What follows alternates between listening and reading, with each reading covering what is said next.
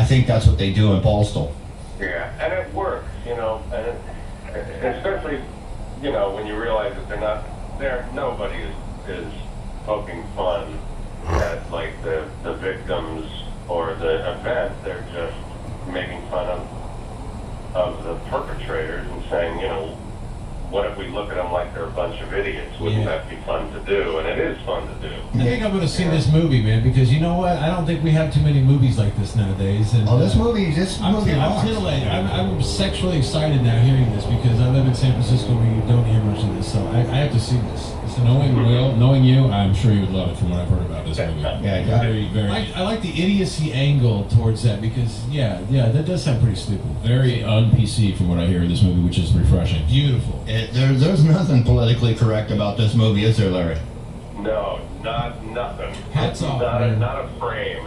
Hats off. Excellent. So, but I'm curious why you weren't as nervous when you played the Soup Nazi that the real Soup Nazi would want to kill you. Why weren't you as nervous when you played that role? Actually, I was lucky. I didn't know there was a real Soup Nazi. Have you had that soup, Larry? The soup. Have I ever had it? Yeah. Yeah, I have. It's excellent, isn't it? I have. Pretty good. Yeah. That's Will Franken. He's a very talented local comic. He come to join us in the studio with Ben Feldman. Just so you. Hey, Will. Hey, man, what's up? Not much. But yeah, I did have Al's soup, and it was pretty tasty. And you know, he was actually kind of nice to me. You know, he didn't know anything about the way TV is produced, so he's just convinced that Jerry Seinfeld calls him a Nazi, and that's all he knows. Right. So he only hates Jerry. The rest of us, we can still get soup. No soup for you. That is a great Seinfeld. That is one of the most memorable Seinfelds, I believe. Now.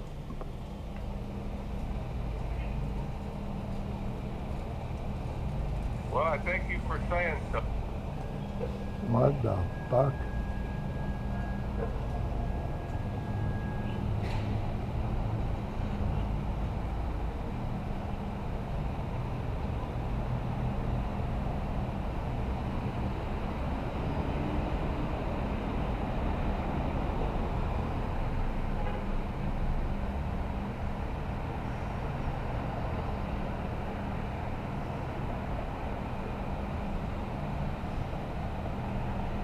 It was a great series, and I love it myself, the whole series. Yeah, they left it wide open at the tail end, man. They could easily bring it back. Yeah, they could if those guys wanted to. Were you in the finale? Because they brought all the characters back in the end. Yeah, the finale was hot, man. The finale was just, there was like 50 guest stars in the finale, and it was just a big party. They had all kinds of food on the set being cooked all the time, and you know, cappuccinos and espressos and whatever the heck you want. We were just like on a 4-day party. Who was the out of the 4 cast members, the main ones? Who struck you as the most friendly or the most hard to work with? I have to actually, well, the most friendly I have to split with Alexander and Julia Louis-Dreyfus. They were both incredibly friendly and you know, just welcomed me onto the set and always very nice and stuff. So Kramer didn't call you the N-word, did he? What's that? Kramer didn't call you the N-word, did he? No. Okay. Michael Richards. Will's talking about Michael Richards, who played Kramer. Go ahead. Yes. Yeah, he's okay. He's a good guy. He's a little out there. I think that if I have to venture a guess at the crazy thing he did, I would say he's probably pretty misunderstood. Yeah, me too. Or that event was misunderstood. He meant, but you know, I venture to think he was trying to do some Lenny Bruce kind of thing. Well, he was getting heckled, and well, you know, unfortunately, that's what took place. If you're going to heckle a comic, you don't know what's going to come out of their mouth. Yeah. You know, I agree with your assessment there, Larry. I mean, the first thing I heard, I didn't hear racism. I heard like a comedian who was having a bad night that just kind of snapped. Yeah, and you know, he could have. I just remember seeing that thing on YouTube. You know, the whole routine, and as he was leaving, he kept saying like, "Those words, man. It's just those words." Yeah. So I got this feeling like in some way he was trying to do something that Lenny Bruce used to get away with, but he just couldn't get away with it. Yeah. And he kind of did it wrong, and you know, whatever. I don't, you know, he was, I really didn't get to know him at all on the set, so I really don't know anything about him. So, you know. How about Jerry? Did you encounter Jerry at all? Yeah, well, Jerry was great, you know.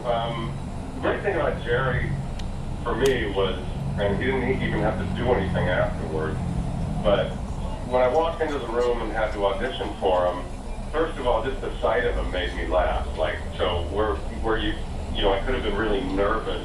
I took one look at Jerry and I just got this Thursday night. Yeah, they deserve it. I auditioned for him, he laughed a lot, and then he made me come back in the room and do it again and gave me some direction, and then they hired me, and when I got to the set and met him on the set, he just came to me and he said, forget about the direction I gave you, just do what you did when you walked in, that was funnier. From that moment on, I just felt like this guy's got no ego, you know, so he's not going to be any trouble to work with, and he wasn't, you know. But the big thing on the set of Seinfeld was Larry David. I mean, that was the big thing, was Larry David, because the guy is such a genius, and his immediate assessments of what is funny, do it, what's not funny, leave it out. It's just incredible how that guy knows within an instant exactly what he wants, and he's always right. So he was still writing and I guess maybe even producing when you were on the show, but because he left after the first 4 or 5 years, I guess? No, he left right after my season. I actually got to do the last season with him. What season was it? Was that like 90? Was that like the 5th or 6th season? Season 7, actually. Season 7. 95. So he left after season 7. So they did season 8 without him and season 9 without him, but he came back and did the finale for season 9. Right. So he wasn't gone that long, actually, but he was really incredible to watch. I've never seen anybody that knows exactly what he wants so quickly and clearly, and you know. Well, that's what made it successful. Is you gotta have quick-witted, especially when you got a quick-witted person like Seinfeld. If you don't direct it correctly, it's going to be a train wreck. Yeah. Are you a fan of Curb Your Enthusiasm? Oh yeah, I love watching him on that. It's, you know, and he's like that. You know, when I went to the rap party for the season that I did, the Super episode, and I attempted to thank him. And thanking Larry David, and you could either be thanking him or shooting him, but it's pretty much the same, you know. He can't take a thank you. He just gets all weird and backs up and tries to smile. You're hitting him, and you say thank you. He's just like a curmudgeon like that. Let's go on a little bit of a personal note. The lady that was with you, is that your wife at the Postal premiere? Hot girlfriend. Girlfriend. So you got kids? I have a son. Mm-hmm. How old? Going to college? What's going on? 14. 14. Wow. Yeah. So that makes you divorced once, no? Yeah. Oh, well. God, we got a room full of a divorce here. We got, between me, you, and Feldman, well, that makes what? 5, 4. You got one too? Yeah. That makes 5 or 6. We're doing good here. Yep. Yeah, we gotta stop counting them. Yeah, you know what we need to do is we all need to become lawyers. Or start a He-Man women's hater. Yeah, there you go. He-Man Woman Hater Club. There you go. Yeah, then we'll just end up like the Three Stooges.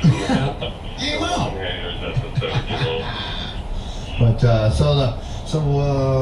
what's it like raising a 14-year-old son? I myself, my daughter is grown and out on her own, 24, and I have a 4-year-old granddaughter.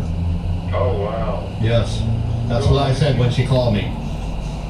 What's that? That's what I said when she called me. No, actually, my daughter called me. She goes, "Hey, Dad," and about the third word that came out of her mouth was, That's it. I'm putting you up for adoption. Grandpa gets a casket. The magic world inside the abandoned refrigerator. Strangers have the best candy. You were an accident. Things rich kids have, but you never will. Your nightmares are real. Eggs, toilet paper, and your school. Daddy drinks because you cry. On sale this week at Fordham's Books.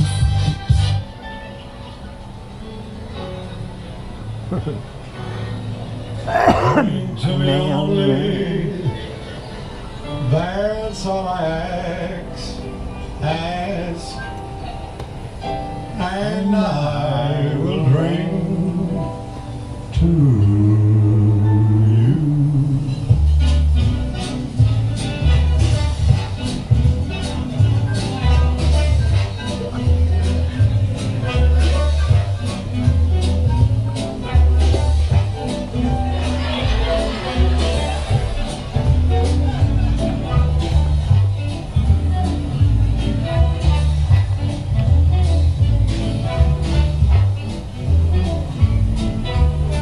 How long I've been on?